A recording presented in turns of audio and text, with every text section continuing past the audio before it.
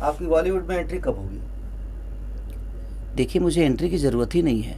आम्रपाली के साथ फिल्में करने जा रहे हैं और तो आप काजल की तरह आम्रपाली ले लेंगे? चेंज ओवर ज़रूरी था क्योंकि लगातार चीज़ें हो रही थी। देखिए, बिग बॉस का जो खेला है वो अलग लेवल का खेला है।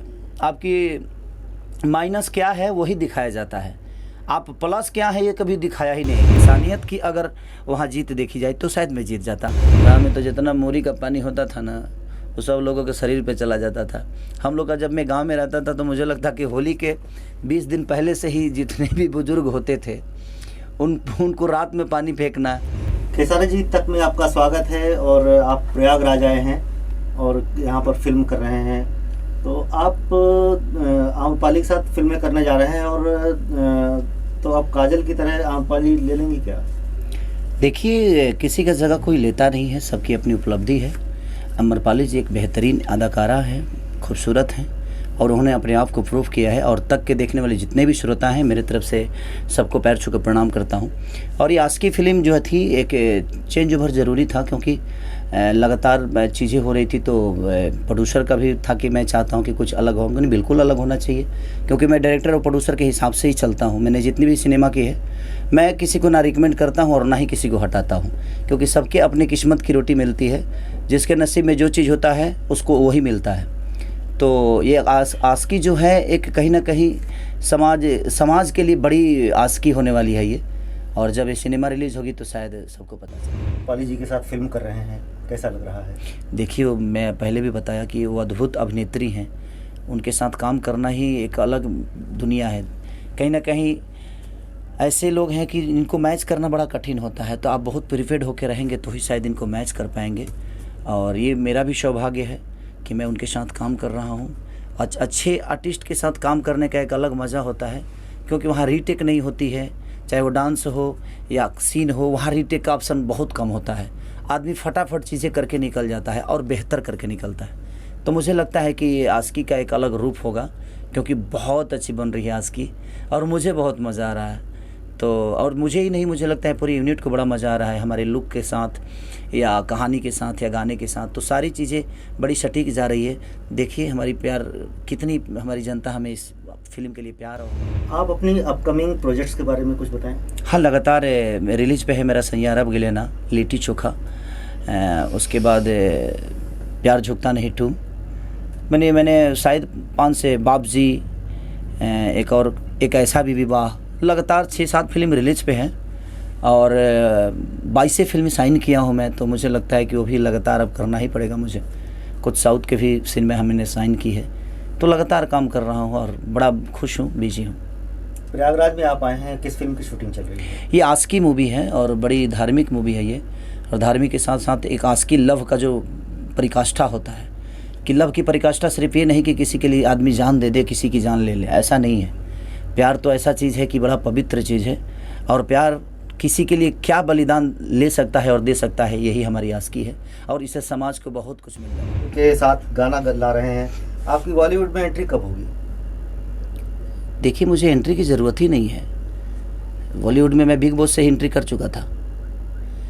कपिल जी के शो समय में भी कहीं ना कहीं हिंदी के लोग में चाहे बाकी भाषाओं के लोगों के लिए तो मेरी बहुत पहले एंट्री हो चुकी है, उनकी बाद में हुई है। तो मेरे कहने का मतलब कि ये अच्छी बातें है कि अच्छे लोग हिंदी से भी हमारे भाषा को इतना प्रमोट कर रहे हैं। और सलीम सुलेमान जी तो बहुत अच्छे कंपोज़र भी हैं, म्यूजिक डायरेक्टर भी हैं, तो उनका सम्मान है। हम तहे दिल से शुक्रिया अदा करते हैं सर आपका कि आप हमारे भोजपुरी भाषा के लिए, हमारे भोजपुरी कलाकारों के लिए इतना प्यार और आशीर्वाद दे रहे हैं। तो हमारी शुभकामना है उस पूरी टीम के साथ कि ऐसे ही बहुत लोग आए और हमें प्यार देकर और अपनी चीज़ों को चाहते हैं। लेकिन मुझे देखिए, भोजपुरी में मैं इतना बिजी हूँ ना कि मुझे लगता है कि उसके लिए वक्त चाहिए। मुझे लगता है कि एक गाने हिंदी में करने के लिए मुझे 5 से 6 दिन चाहिए और वो हमारे लिए टिपिकल टफ हो जाता है। और कहीं ना कहीं मुझे 30 से 35 कंपनियां हैं जो खेसारी को प्यार देने के लिए खड़ी रहती हैं कि नहीं मुझे भी गाना दीजिए, मुझे भी। तो मैं किसी का दिल तोड़ता नहीं, मैं ऐसा इंसान हूँ कि सबका सम्मान करके चलता हूँ अपने जीवन में। तो सबको हक है आगे बढ़ने का, तो मैं कोशिश करता हूँ कि चलो यार 50 कंपनियां आएंगी हमारे मार्केट में तो शायद भोजपुरी की चीज़ें बड़ी होगी। तो कोशिश रहती है कि ऑप्शन रखा जाए और मैं ऑप्शन हमेशा रख के चलता हूँ। और वही रख के जीवन चलाता हूँ ताकि सब लोग खुश क्या लगता है खाना खेलना एक दूसरे के साथ मिलना, जब हम अबीर खेलते हैं एक दूसरे के, हमारे यहाँ एक कल्चर है कि हम अपने बुज़ुर्गों के पैरों पे अबीर रख के और उनका आशीर्वाद लेते हैं। तो हुड़दंग तो होता ही है, बट हुड़दंग के बाद एक होली पर्व, देखिए होली, छठ, दीपावली, ये 3 पर्व हमारे यहाँ का ऐसा है कि मुझे लगता है कि हर परिवार एक साथ रहता है। लोग बाहर से आकर अपने परिवार के साथ सेलिब्रेट करते हैं। तो मुझे लगता है ये 3 परिवार हम सबको एक लेकर चलता है और एक कहा जाए तो एकता का ये परिकाष्ठा है कहीं ना कहीं, और एकता का सबसे बड़ा उदाहरण है होली, दीपावली और छठ। होली में भी तमाम गाने गाए हैं, कोई फगुआ गा के सुना दें। होली खेले रघुबीरा अवध में, होली खेले रघुबीरा। हमारे यहाँ जोगीरा बहुत मशहूर होता है, जो कि अब गांव में जब होते थे तो हम लोग जोगीरा गाते भी थे।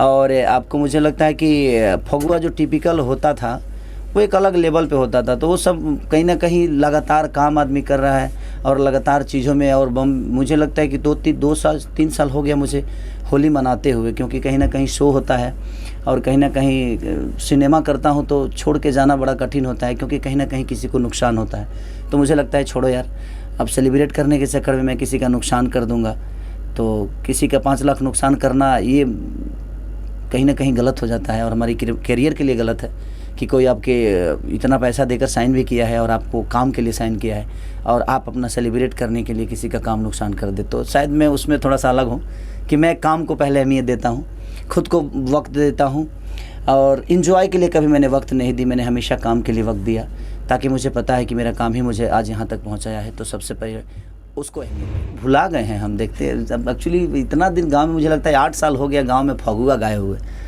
तो आजकल के ही जनरेशन के गाने चल रहे हैं फगुआ, बहुत अब कैसे कैसे गाते थे वो बड़ा रीबैक जाना पड़ेगा। जो क्या क्या फगुआ होता था, हमारे जो चाचा वाचा लोग आते थे वो बड़ा रीबैक करना पड़ेगा। जहाँ क्या शब्द, हाँ पुरानिया लोग जो आते थे, तो थोड़ा सा मिस कर रहा हूँ मैं।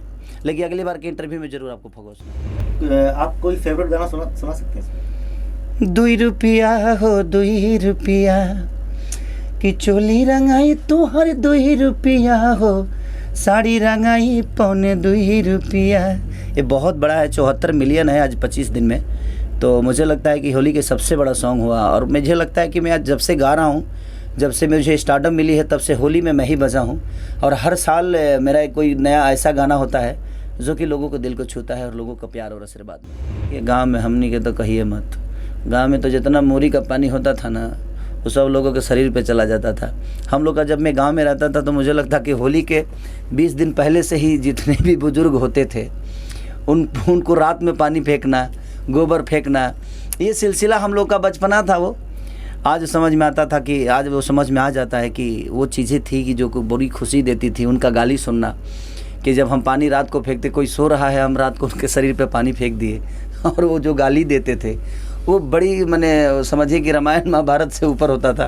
तो वो बहुत मज़ा आता था और हम लोग एंजॉय भी करते थे उसको बुरा नहीं मानते थे, क्योंकि ऐसा ही कहा गया है कि बुरा ना मानो होली है। तो होली में हर वो विधि होती थी जो बुरा मानने वाली ही होती थी, बट बुरा ना मानो होली है, और उसमें टाल के हम लोग निकल जाते थे। उसमें कोई बुरा भी नहीं मानता, अब कोई बुरा भी नहीं मानता था। कोई यादगार किस्सा जो शेयर करना चाहते हैं आप? मेरे जीवन में देखिए यादगार तो मुझे लगता है कि मेरे पास बताने के लिए अपने जीवन में बहुत कुछ है, क्योंकि मेरे जीवन की शुरुआत ही गरीबी से हुई है, और गरीबी से यहाँ तक पहुँचने में जो सफ़र मैंने तय की है वो लोगों के प्यार और आशीर्वाद के बदौलत तय की है मैंने। और मुझे लगता है कि मैं जिस जगह पे आज हूँ अपने लोगों के बीच में और अपने ऑडियंस के दुआ और आशीर्वाद से, शायद ये जगह बहुत कम लोगों को नसीब होती है। और इसका सारा श्रेय अगर जाता है तो कहीं ना कहीं मेरे माँ बाप, मेरी फैमिली और मेरे जनता, जो जिसको मैं भगवान मानता हूँ, क्योंकि मुझे लगता है कि हर वो पत्थर पूजनीय है अगर उसको मूर्ति का रूप दे। देखिए जितना हारना तो कहीं ना कहीं, जिस लेवल का वो खेला है, मुझे नहीं लगता कि मैं जीत पाता। रीज़न ये है कि वहाँ पे माइनस चीज़ें बहुत होती है, गाली गलौज बहुत होता है, वो मैं कर नहीं पाता, और नहीं कर पाता तो शायद मैं जीत नहीं। हाँ, इंसानियत की अगर वहाँ जीत देखी जाए तो शायद मैं जीत जाता, अगर संस्कार की जीत अगर वहाँ होती तो शायद मैं जीत जाता। लेकिन बट वहाँ पे थी, वो अपना उनका शो है, उनका अपना दिखाने का तरीका अलग है, मैं उसको भी गलत नहीं बोल सकता, क्योंकि वहाँ वही दिखाया जाता है जो आपके अंदर माइनस है, और उस माइनस को बाहर निकाल कर दुनिया को परोसी जाती है। जिसको लेकर कई विवाद भी उठे, बिग बॉस में पक्षपात होता है, आपको भी उस पर घर में थे, आपको क्या इसमें कहना चाहेंगे कुछ? देखिए बिग बॉस का जो खेला है वो अलग लेवल का खेला है। आपकी माइनस क्या है वही दिखाया जाता है, आप प्लस क्या है ये कभी दिखाया ही नहीं गया। मैं बाहर आया तो मुझे पता चला। मैं तो बिग बॉस का सफ़र ज़्यादा दिन नहीं, मैं 21 दिन कर पाया, क्योंकि देखिए मैं लड़ाई झगड़ा करने वाला इंसान हूँ भी नहीं, और मेरा नेचर है कि मैं प्याज के लिए नहीं लड़ सकता, मिर्चा के लिए नहीं लड़ सकता। हम 2 टाइम भूखे रह सकते हैं, लेकिन खाने के लिए कभी लड़ाई नहीं किए। और वहाँ चीज़ें खाने के लिए तक है, बहुत हद तक चीज़ें जा सकती है। बातों बातों पे किसी को टोंट कस देना, ये कर देना, वो करना, हमारे नेचर में वो नहीं है। हम जिस कल्चर से आते हैं, हमारे बिहार में संस्कार का बहुत बड़ा योगदान होता है। ये नहीं कि जहाँ हिंदी में संस्कार के योगदान नहीं है, बट जो अनसंस्कारिक हैं वो कहीं ना कहीं अपने आप को वहाँ परोस देते हैं। और बिग बॉस से जो भी आने वाले लोग हैं, कहाँ हैं वो आज? मैं बिग बॉस से निकलते ही 22 फिल्में साइन की और अपने भोजपुरी की। तो हमारे लिए हमारी मिट्टी ही हमारे लिए खुशबूदार है, और हमें उस मिट्टी से बहुत मोहब्बत है, और हम अपनी मिट्टी में बड़ा खुश हैं। अपनी माँ के गोद में बैठ के हम खेलते हैं, और हमें अच्छा लगता है कि हमें उस टेक्निकल झूला से भी वो गोद बड़ा प्यारा है, और हमारे लिए हमारी भोजपुरी की मिट्टी ही हमारी सब। क्या आप मानते हैं कि बिहार से आने वाले स्टार्स के साथ बॉलीवुड में भेदभाव होता है? देखिए, बिहार से आने वाले के भेदभाव होता है कि नहीं होता है, क्योंकि मैं हिंदी लेवल पे नहीं हूँ, बट मुझे लगता है कि भोजपुरी में ऐसा नहीं है। हाँ, कभी कभी किसी के कोई तकलीफ़ हो जाती है, नो डाउट, बट ऐसा है नहीं। अब वहाँ क्या होता है नहीं होता है ये ज़्यादा मैं नहीं जानता, क्योंकि मैं वहाँ पे हूँ नहीं। मेरी दुनिया अलग है, मेरी समाज अलग है, मेरी संस्कृति अलग है, तो मैं उस दुनिया में बड़ा खुश हूँ। शायद कभी मैंने जानने की कोशिश नहीं की। तो इन लोगों को क्या जवाब देना चाहेंगे आप? जवाब देना चाह देखिए, इंसानियत के अगर देखा जाए तो इंसान को इंसान बन के ही रहना चाहिए, चाहे वो जिस लेवल पे है। भगवान अगर बनने की आप कोशिश करेंगे तो कहीं ना कहीं आपको दिक्कत होगी। तो इसलिए हर आदमी को इंसान बन के रहना चाहिए, चाहे वो जिस विधि का हो, क्योंकि हमें बनाने वाला कोई और है, पालने वाला कोई और है, और हमें इस पोजीशन पे पहुंचाने वाला कोई और है। तो हर आदमी का योगदान है आपके जीवन में, तो सबका सम्मान करिए। शायद आपके विचारधारा में अगर सबका सम्मान है तो आपको कोई रोक नहीं सकता। और बिहार तक के दर्शकों के लिए कोई संदेश देना चाहेंगे आप? बस मैं यही चाहता हूँ कि देखिए भाई, हमारी होली हुड़दंग होती है। हमारी होली जो होती है प्यार का परिकाष्ठा है, अबीर गुलाल का परिकाष्ठा है, लोगों का मिलन है। ये तो दारू बंद है, इसका मतलब ये नहीं कि हमारा होली ख़राब हो जाएगा, ऐसा नहीं है। हम अगर प्यार से खेले तो एक दूसरे के दिल और दिमाग में रह सकते हैं, और अपने पर्व को भी बड़ा एंजॉय कर सकते हैं। तो आप लोग प्लीज़ अच्छे से रहिएगा। दारू मिले या ना मिले इसका कोई लेना देना नहीं है हमारे पर्व त्यौहार से। हमें एंजॉय करना है खुद के लिए, अपने परिवार के लिए, अपने लोगों के लिए।